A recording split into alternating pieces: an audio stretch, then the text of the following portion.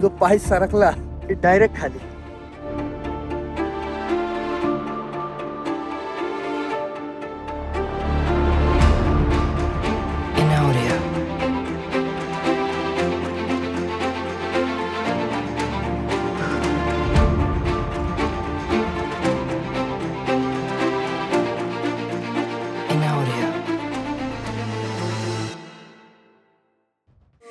गडावर पोचण्यासाठी आपल्याला पार करावा लागतो निसर्गाचा चमत्कार असलेला हा सुंदर वरंड घाट. याच घाटाचे वळसे कापून निसर्गाचा आनंद घेत आपली गाडी आता मोहनगडाच्या दिशेने सुसाट निघाली होती.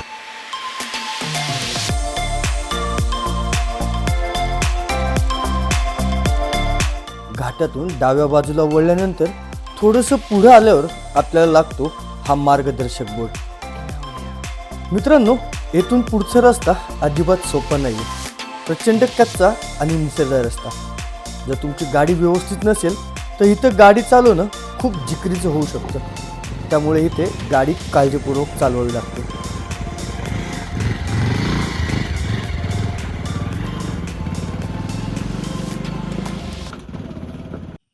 ह्या साईडला आपण गाडी लावली, म्हणजे गाडी लावायचं काही टेन्शन नाही. तुम्ही गाडी कुठेही पार्क करू शकता. आपल्या मागच्या साईडला धुक्यामध्ये हरवलेला मोहनगड आहे. गडावर जायला साधारण 1.5 तास लागू शकतो, कोणाला 2 ते 3 तास लागू शकतो. आणि आता इथून पुढे खरी पायाची कसरत आणि ट्रेकिंग सुरू होणार आहे. चला तर मग बॅग पाठीवर मारूया आणि गड चढायला सुरुवात करूया.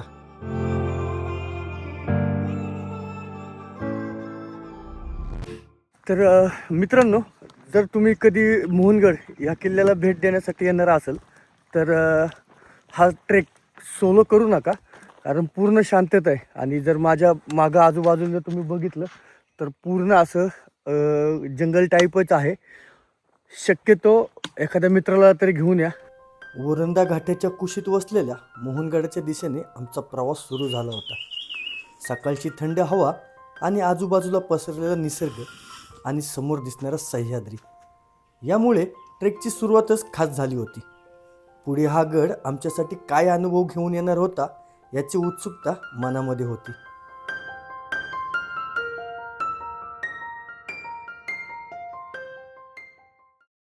तर मित्रांनो, हा जो मोहनगड आहे ह्याची विभागणी आपण 4 टप्प्यात केली तर चढाई एकदम सोपी आहे. पहिला जो टप्पा आहे तो एकदम सोपा, तो सोडून द्या. पहिला टप्पा काय असतो, घरातून निघायचं, गडाच्या पायथ्याला यायचो, हा पहिला टप्पा असतो. गडाचा दुसरा टप्पा पायथ्यापासून थोडीशी जंगलात जाणारी वाट आहे, ही दुसरी वाट आहे, अंगाव येते. त्यानंतर तिसरी वाट जी आहे ती प्रचंड अंगाव येणारी वाट आहे, दरीच्या एका साईडने जाते. चौथी वाट रॉक पॅच आहे. कोणीही सहज ह्या गडाचा रॉक पॅच चढू शकतो. फक्त काळजी घ्या, उन्हाळ्यामध्ये थोडीशी माती सुटसुटीत झालेली असते, पाय घसरायचे चान्सेस असतात. त्याच्यामुळं वरती जर सावकाश चालले तर काही अडचण नाही. अशा 4 टप्प्यामध्ये विभागणी करा आणि प्रत्येक टप्प्यामध्ये 10-10, 15-15 मिनिटं ब्रेक घ्या. सुंदर असा ट्रेक आहे. प्रत्येक पावलावर निसर्गाचा आनंद घेत हा ट्रेक पूर्ण करा. सुरुवातीला वाट सोपी वाटली होती, पण या टप्प्यात चढाईचा खरा अंदाज यायला लागला होता. पायवाट अधिक खडी होत गेली होती आणि दमही जाणवायला लागला होता. मात्र प्रत्येक वळणावर दिसणाऱ्या सह्याद्रीचा हा नजारा थकवा काहीसा कमी करत होता.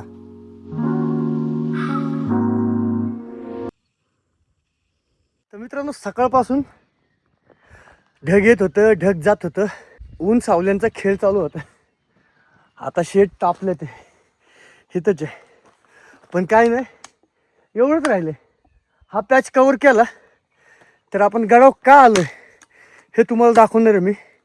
तर जास्त वेळ न घेता पटकन हा पॅच मारून घेऊ, नाही तो ऊन चालू झालं तर अवघड आहे.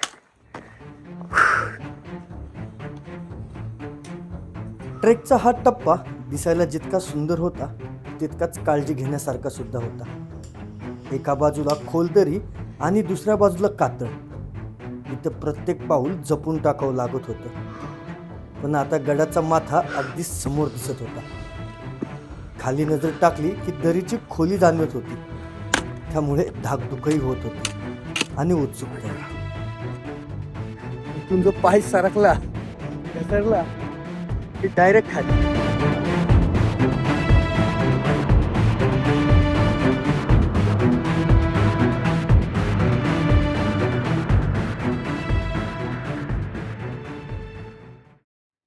मागं दिसत असेल त्या घाटातून आपण असं इथपर्यंत आलो.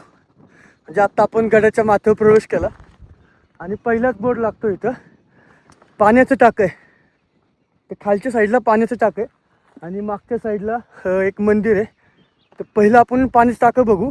वाट स्लिपरी आहे, हे बारीक बारीक खड्यामुळं पाय घसरू शकतो, तर एकदम जपून पाय टाका. हे बघा, तर चुकून पाय घसरला तर खाली पडचाल आणि वाचवायला सुद्धा कोण नाही.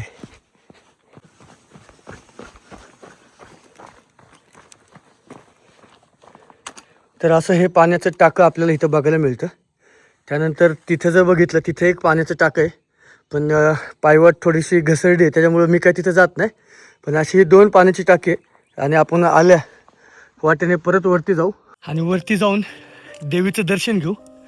गडावरील हे छोटंसं मंदिर त्या दिवशी खूपच प्रसन्न वाटत होतं. मंदिराबाहेर बसवलेला नंदी, उंच फडकणारा भगवा झेंडा आणि मंदिरावर कोरलेलं वाघाचं शिल्प, या सगळ्यांमुळे त्या ठिकाणाला एक वेगळंच रूप प्राप्त झालं होतं. इथं काही क्षण घालवल्यानंतर ट्रेकचा सगळा थकवा कुठेतरी नाहीसा झाल्यासारखं वाटलं होतं. मूर्ती जर तुम्ही बघितली असेल ना, एवढी प्रसन्न मूर्ती होती. मी याच्या अगोदर अशी मूर्तीच बघितली नाही. प्रचंड प्रसन्न मूर्ती होती. प्लस तो देवीचं जे वाहन, जे वाघ होतं, त्याचं पण एवढं कोरीव काम होतं. म्हणजे छोटासा डॉटच होता डोळ्याचा, पण तो असं जिवंत वाटत होतं. जबरदस्त. मोहनगडावरील हे छत्रपती शिवाजी महाराजांचं स्मारक पाहून अभिमानाची भावना निर्माण झाली होती. आज ते ज्या दिमाखात उभं दिसत होतं, त्यामागे अनेक शिवप्रेमींचं कष्ट, मेहनत आणि समर्पण दडलं होतं. विशेष म्हणजे हे स्मारक सह्याद्री प्रतिष्ठान पुणे विभागाने उभारलं होतं. या मोहनगडावर पोचण्यासाठी जिथं कष्ट घ्यावं लागत होतं, तिथं हे भव्य सिंहासन स्मारक उभं करणं किती कठीण असेल याची जाणीव प्रत्येक पावलावर होत होती. तब्बल 3 वर्षाच्या अथक परिश्रमानंतर हे स्वप्न साकार झालं होतं.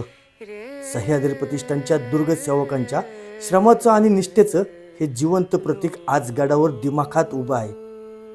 हे स्मारक गडावर कसे पोचले आणि ह्याची उभारणी कशी गेली याची कहाणी तुम्हाला पुढील व्हिडिओमध्ये पाहायला मिळेल.